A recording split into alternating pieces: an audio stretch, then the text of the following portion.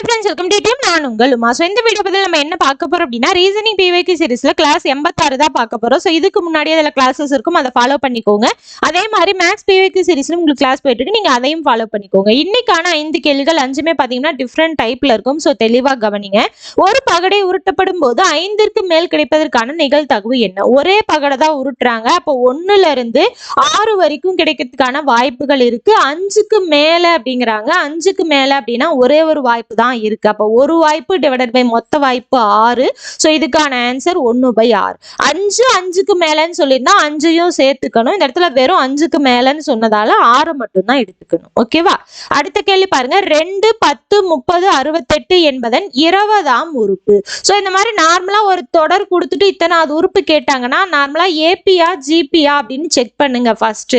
இது உங்களுக்கு ரீசனிங் அப்படிங்கிறதால தெரிஞ்சிருக்கும், பட் எக்ஸாம்ல இதுதான் ரீசனிங்கா அப்படின்னு உங்களுக்கு தெரியாது இல்லையா, அதனால சொல்றேன். ஸோ நார்மலா எந்த ஒரு தொடர் கொடுத்துட்டாலுமே ஏபிஜிபின்னு அவங்க மென்ஷன் பண்ணல அப்படின்னா, அதாவது கூட்டுத்தொடர் பெருக்கு தொடர்னு மென்ஷன் பண்ணாம இருந்தாங்கன்னா அது கூட்டுத்தொடரா இல்ல பெருக்கு தொடரா அப்படின்னு செக் பண்ணுங்க. எப்படி செக் பண்ணணும் அப்படின்னா, கூட்டுத்தொடர்னா T2 - T1 = T3 - T2, அதாவது இது டேர்ம் 1, இது டேர்ம் 2, இது டேர்ம் 3, இது டேர்ம் 4ன்னு அர்த்தம். ஸோ டேர்ம் 2ல இருந்து டேர்ம் 1 கழிச்சாலும் டேர்ம் 3ல இருந்து டேர்ம் 2 கழிச்சாலும் சேம் ஆன்சர் வரும். அதுதான் பொது வித்தியாசம் அப்படின்னு சொல்லுவோம். இந்த மாதிரி வந்துச்சு அப்படின்னா அது ஏபி. ஸோ ஏபிக்கான ஃபார்முலா யூஸ் பண்ணுங்க. சப்போஸ் வரல அப்படின்னா T2 / T1 = T3 / T2ன்னு போடுங்க. ஸோ இந்த மாதிரி கிடைச்சா இது பொது விகிதம். இது உங்களுக்கு ஜிபின்னு அர்த்தம். ஸோ ஜிபிக்கான ஃபார்முலா போடுங்க. ஒருவேளை ரெண்டுமே கிடைக்கல அப்படின்னா அது உங்களுக்கு ரீசனிங் சம். ஓகேவா? ஸோ ரீசனிங்ல 20வது உறுப்பு அப்படின்னு கேட்குறாங்க. நார்மலா அடுத்த உறுப்புனா நம்ம ஏபிஜிபின்னு செக் பண்ணணுங்கிற அவசியமே கிடையாது, அது ரீசனிங் அப்படின்னு போட்டுடலாம். இந்த இடத்துல 20வது உறுப்புன்னு கேட்கறதால சொல்றேன். ஓகேவா? ஸோ இப்போ என்ன பண்ணணும், இந்த உறுப்பெல்லாம் எப்படி வந்தது அப்படிங்கறத கண்டுபிடிக்கணும்.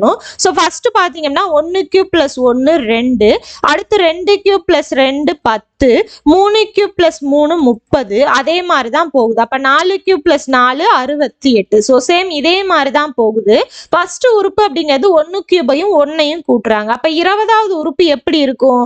20³ 20ஐயும் கூட்டுவாங்க. ஸோ 20³ 8000, 8000 + 20 8020ன்னு கிடைக்கும். ஸோ இதுக்கான ஆன்சர் ஆப்ஷன் பி தான் ஆன்சர். எக்ஸாம்ல இது இந்த டாபிக் தான் அப்படின்னு உங்களுக்கு தெரியாது, அதனால இதெல்லாமே சொல்லித்தரேன். ஓகேவா? அடுத்த கேள்வி பாருங்க. கொடுக்கப்பட்ட காகிதத்தை மடித்தால் கீழ்கண்ட எந்த கனசதுரத்தை உருவாக்க முடியாது? சோ இந்த மாதிரி கொடுத்துட்டாலே ஸ்ட்ரெயிட்டா ஒரு 4 இருக்கும். ஓகேவா? அந்த 4ல ஒண்ணுக்கு ஒண்ணு பாத்தீங்கன்னா 1 விட்டு 1 பாருங்க, அதுதான் ஆப்போசிட். அதாவது ஏக்கு 6 ஆப்போசிட், 7க்கு 4 ஆப்போசிட், வெளியே இருக்க ரெண்டுமே ஒண்ணுக்கு ஒண்ணு ஆப்போசிட். ஓகேவா? சோ ஆப்போசிட்டா இருக்க உருவங்கள் அட்ஜசன்ட்ல நமக்கு தெரியாது. ஓகேவா? சோ இந்த மாதிரி இருக்குன்னா இந்த மூணும் அட்ஜசன்டா தான் இருக்கும், ஆப்போசிட்ல இருக்கக்கூடியது நமக்கு கண்ணுக்கு தெரியாது. சோ இந்த இடத்துல 7 4 ஆப்போசிட், கண்ணுக்கு தெரியாது. சோ இந்த இடத்துல இது வராது. A6 ஆப்போசிட், அதே மாதிரி A6 ஆப்போசிட், 8 3 ஆப்போசிட். சோ ஆப்போசிட்டா இருக்கக்கூடியது எதுவுமே நமக்கு கண் பார்வைக்கு தெரியாது. 3 சைடு தெரியும் போது ஆப்போசிட் தெரியாது, அட்ஜசன்ட் மட்டும் தான் தெரியும். சோ இந்த இடத்துல எதுவுமே அட்ஜசன்டா இல்ல, அப்ப எல்லாமே ஆன்சர். ஓகேவா? சோ அவங்க கேள்வி கேட்டது என்ன, எது கனசதுரத்தை உருவாக்க முடியாதுன்னு கேக்குறாங்க. எந்த ஒரு கனசதுரத்தையுமே ஆப்ஷன்ல இருக்கிறத நம்மளால உருவாக்க முடியாது. சோ क्वेश्चन கவனிங்க. இரண்டு நிகழ்ச்சிகள் A1 மற்றும் A2 எனில் அதன் நிகழ்தகவு P(A1 = 2/3, P(A2 = 3/8 மற்றும் P(A1 * A2 = 1/4) இருப்பதால் நிகழ்ச்சிகள் A1 மற்றும் A2 இவ்வாறு கூறப்படுகிறது. ஓகேவா? சோ தெளிவா கவனிச்சுக்கோங்க. சோ என்ன சொல்லியிருக்காங்கன்னா P(A1) தனியா கொடுத்துருக்காங்க, A2 தனியா கொடுத்துருக்காங்க. ரெண்டும் அட் டைம்ல நடந்தா என்ன நிகழ்தகவு அப்படிங்கறதையும் கொடுத்துருக்காங்க. சோ ஆப்ஷனை வச்சு எது கரெக்டானது அப்படின்னு நம்ம சூஸ் பண்ணணும். ஓகேவா? ஒன்றை ஒன்று விளக்கு நிகழ்ச்சிகள். ஒன்றை ஒன்று விளக்கும் நிகழ்ச்சிகள் அப்படின்னா P(A1 * A2) அப்படிங்கிறது உங்களுக்கு 0வா இருக்கும். ஓகேவா? ஒன்றை ஒன்று விளக்கும் நிகழ்ச்சிகள்னா என்ன, ரெண்டும் அட் டைம்ல நடக்காது அப்படின்னு அர்த்தம். அப்ப ரெண்டோட இன்டர்செக்ஷன் அப்படிங்கிறது 0. இங்க பாத்தீங்க அப்படின்னா உங்களுக்கு 1/4 கொடுத்துருக்காங்க. 1/4 which is not equal to 0. அப்ப நிகழ்ச்சி ஒன்றை ஒன்று விளக்கும் நிகழ்ச்சிகள் அப்படிங்கிறது தவறு. சோ அப்ப ஆப்ஷன் பியும் தவறு. இதுவும் ஒன்றை ஒன்று விளக்கும் நிகழ்ச்சிகள் கொடுத்துருக்காங்க, அப்ப அதுவும் தவறு. அடுத்து பாத்தீங்கன்னா ஒன்றை ஒன்று விளக்கு நிகழ்ச்சிகள் அல்ல, ஒன்றை ஒன்று விளக்கு நிகழ்ச்சிகள் அல்ல அல்லன்னு ரெண்டு ஆப்ஷன் கொடுத்துருக்காங்க. இது ரெண்டுல ஏதோ ஒண்ணுதான் ஆன்சர்.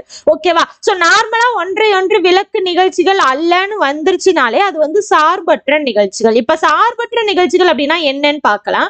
சோ சார்பற்ற நிகழ்ச்சிகள் எப்படி இருக்கும் அப்படின்னா P of A1 intersection A2 அப்படிங்கிறது P of A1 into P of A2 அப்படின்னு வரும். ஓகேவா? சோ சார்பற்ற நிகழ்ச்சிகளுக்கு P of A1 intersection A2 அப்படிங்கிறது P of A1 into P of A2 which is not equal to 0 இல்லையா?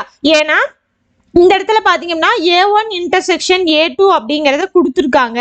சோ ஒன்றை ஒன்று விளக்கும் நிகழ்ச்சிகள்னா 0வா இருந்தது அப்படின்னா உங்களுக்கு இந்த இது வராது. ஓகேவா? சோ அப்ப ஒன்றை ஒன்று விளக்கு நிகழ்ச்சிகள் அல்ல அப்படின்னா கண்டிப்பா அது சார்பற்ற நிகழ்ச்சிகளா தான் இருக்கும். ஏன்னா இது நாட் ஈக்குவல் டு 0 அப்படின்னு அவங்க கொடுத்துருக்காங்க. நமக்கு இதுக்கான வேல்யூ நம்மளால அப்ப கண்டுபிடிக்க முடியும். அப்ப இது வந்து சார்பற்ற நிகழ்ச்சிகள். சோ ஒன்றை ஒன்று விளக்கும் நிகழ்ச்சிகள் அல்லன்னா இந்த இடத்துல சார்பற்ற நிகழ்ச்சிகள் அல்லன்னு வராது. ஓகேவா? சோ இதுக்கான ஆன்சர் ஆப்ஷன் சி.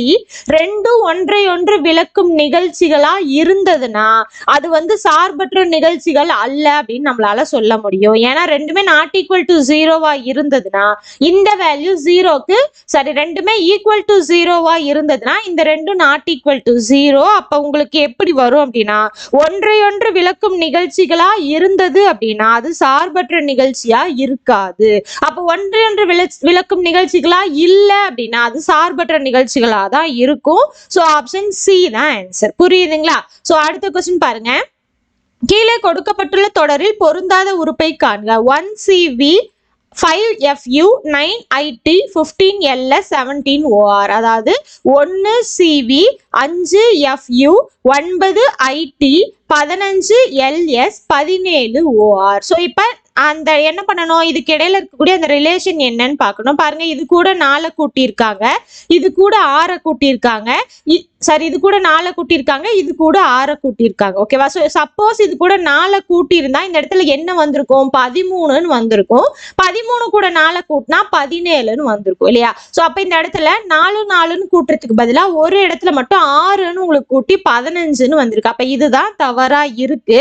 ஆட்மேன் தான் கேட்கறாங்க. அப்ப எந்த இடத்துல ரிலேஷன் தடைபடுதோ அதுதான் ஆன்சர். இப்போ சிக்கு அடுத்து 3வது லெட்டர் எஃப், எஃப்க்கு அடுத்து 3வது லெட்டர் ஐ, ஐக்கு அடுத்து 3வது லெட்டர் எல், எல்லுக்கு அடுத்து 3வது லெட்டர் ஓ, அடுத்து விக்கு முன்னாடி லெட்டர் யூ, யூக்கு முன்னாடி லெட்டர் டி, டிக்கு முன்னாடி லெட்டர் எஸ், எஸ்க்கு முன்னாடி லெட்டர் ஆர். அதாவது லெட்டர்ஸ் எல்லாமே சரியா தான் இருக்கு. 15க்கு பதிலா 13ன்னு வந்திருந்ததுன்னா சரியா இருந்திருக்கும். ஸோ இந்த இடத்துல எது தவறா இருக்கு அப்படின்னா 15LS அப்படிங்கிறது தான் தவறா இருக்கு. ஸோ இதுக்கான ஆன்சர் பாத்தீங்கன்னா ஆப்ஷன் பி தான் ஆன்சர். ஓகேவா? ஸோ இதோட பாத்தீங்கன்னா இன்னைக்கான 5 கேள்விகள் முடிஞ்சது. கண்டிப்பா உங்களுக்கு யூஸ்ஃபுல்லா இருந்திருக்கும். எந்த அளவுக்கு யூஸ்ஃபுல்லா இருந்து சொல்லிட்டு கமெண்ட் பாக்ஸ்ல கமெண்ட் பண்ணுங்க, லைக் பண்ணுங்க, உங்களோட ஃப்ரெண்ட்ஸுக்கும் ஷேர் பண்ணுங்க. நம்ம அடுத்த வீடியோல பார்க்கலாம். தேங்க்யூ.